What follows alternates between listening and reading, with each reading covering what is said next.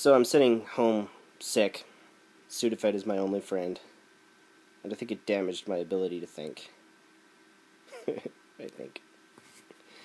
I logged into YouTube, and I made a very big mistake.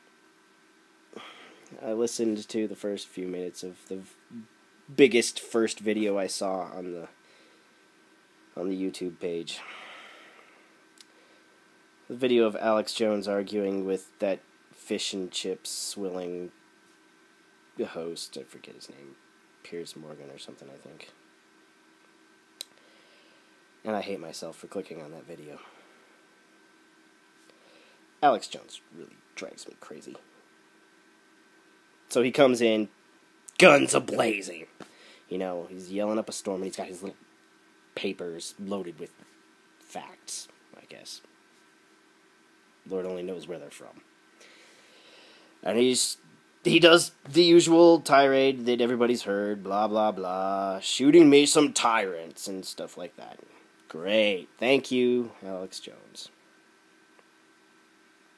And I know that he didn't really outright say this, but he kind of implied it. And talking heads do this all the time.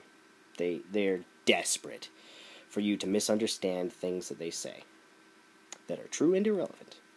And he correlates, more gun control with a tendency to more crime. Which is true. And he hopes that you won't think about it, because what he's really exposing is the futility of legislation. I don't know if that's the argument he meant to make. He would be right if he tried to make it, but it didn't sound like he was making that argument. The fact is, in an area where people have a greater tendency to commit crimes, the legislature looks at the crime and they say, we must have to fix this. We will do so by writing things on paper. And so they write things on paper. Like, you can't have a plant. If you do, we'll throw you in the rape cage. You can't have a gun. If you do, we'll throw you in the rape cage. They are reacting to a criminal culture. And the consequence is tons of gun control. Sure. And the culture doesn't change. They continue to be criminals. And the statutes say that they are even more criminal than they would have been otherwise. They are criminaler or something. That's how politicians think. They think they're solving a problem when they argue with each other and scrawl things and, their demon lawyer speech. So he throws all those red herrings out. It was adorable how he bellowed. And the host of the show did what every disarmer has done since the dawn of the 20th century. But, really since the dawn of the 14th century.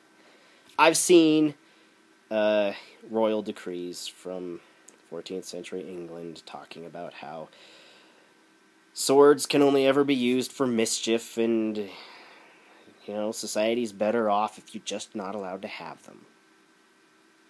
It's an old argument. And it's wrong. And so,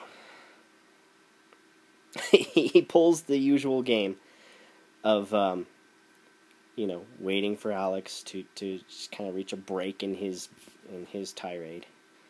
And then be like, well, have you thought about this irrelevant statistic? And the best part was that Alex actually had.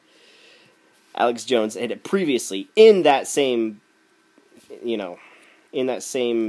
moment, he had already mentioned that the UK has fewer homicides committed with firearms. Yes, it's true.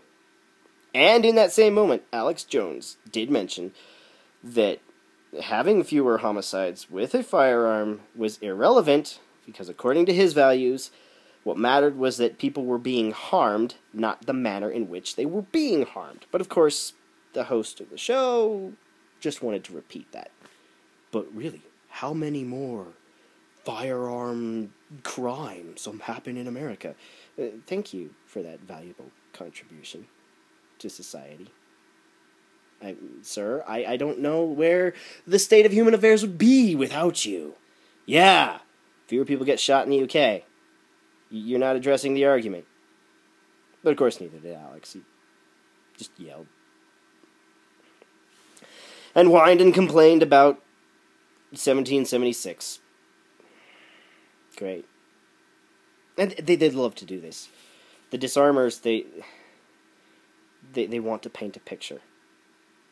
So they'll go up to you and they will say, you know, I just wanted to tell you, because I think it's important and for the good of society, I'm going to rape your mother. And of course, the NRA puppet and gun nuts flip out and say, what the hell, you sick bastard?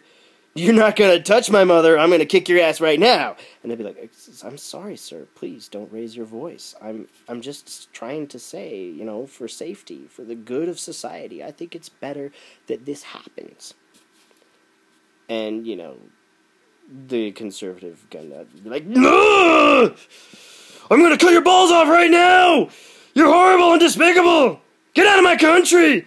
And they're understandably upset, because somebody's attacking their values. And that's the way the gun grabber works. They don't want to reason with you. They just want to make it look like it's your fault that you can't reason with them. They're impervious to logic. They're amazing in their ability to just ignore the arguments, to just completely not try to convince you that they are correct. They just sit there and they chant their mantra. But more people get shot in America! Okay. And then the other thing that pisses me off. I've seen so many people try and argue this. Because the disarmer will come to the scene and he will say, well, do you really have a legitimate use for a weapon? Really? And then, like, the NRA puppet will be like, well, yeah, I got all these uses. And they start listing off all the great things and always culminating with, and to fight tyranny. It's stupid. I hate when people respond to that question.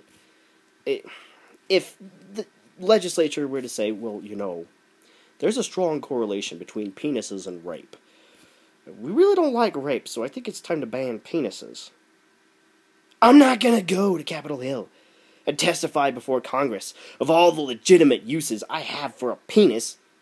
That only legitimizes their asinine argument in the first place. They don't deserve to know what I intend to do with it. It's none of their goddamn business. And I hate it when the gun nuts do the exact same thing. But I need to protect my family. Yeah, you do. So what? Stop playing their game. It's stupid. I can't stop thinking about it. So I hate myself for watching that video. I'm going to take more Sudafed.